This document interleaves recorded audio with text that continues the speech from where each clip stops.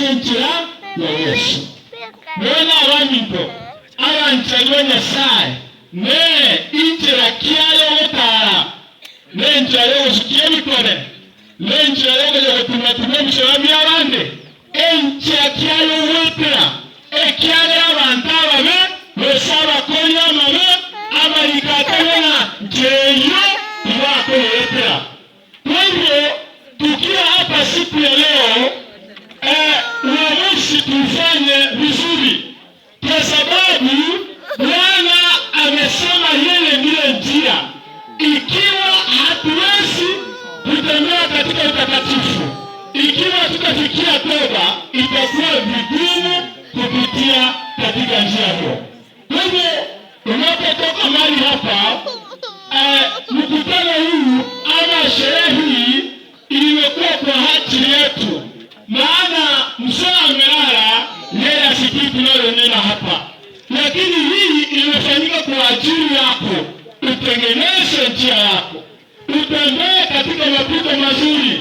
Ekera maigana eyidigerabe highway y'abakeremuka asichinjira kyao asamangana ayokulabo misi ne no qualify wepencheye y'abakemu isaya batewa na Yesu atutemena enjeyi nero menene ene renchira nere kene nere ruhuma erete yore ikashe data ekatiga ashereso none no musaba kuwane tunale kumwanjira Kristo aso asamaginoito ende tunaye wotera ashenjeyo kero maisaye yo itose matatu 5 mstari kumisa yote naende ekeonge kobo naende amechanote kobo hakutakuwa na mateso wakati tutakuwa katika njia ya Bwana.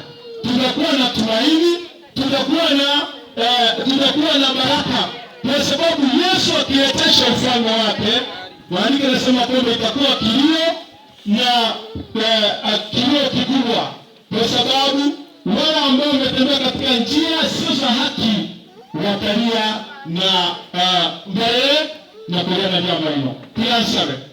Baba, katika jina la Yesu ninakushukuru inua jina lako kwa sababu ya wakati huu.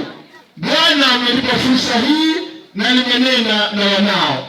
Naomba Bwana wabariki familia ya mzee Eda amelala, Bwana ukaibariki. Maana umesema katika kitabu cha Nahumu 1:9 umesema kwamba affliction haitakuja the second time. Bwana naomba familia hii ukaibariki. Bwana ukaondoe mapigo yote katika jina la Yesu. Naomba afya, naomba uzima kwa mama na watoto wachukue kama wamebaki. Bwana bariki watu wako wote. Bariki waombolezaji, bariki Bwana viongozi wanaongoza mkutano huu. Bwana na tutakapofika tamati yake, naomba Bwana ukawape leo kishoto ambao umekuja na waombolezaji wote ukawape neema ya usafiri. Tunakushukuru Yesu, tunaomba Bwana ukashikilie anga kwa sababu ya mtumishi wako. Tubariki sote na tuinue, na ni katika jina la Yesu tunaomba na kuamini. Amen. Asante.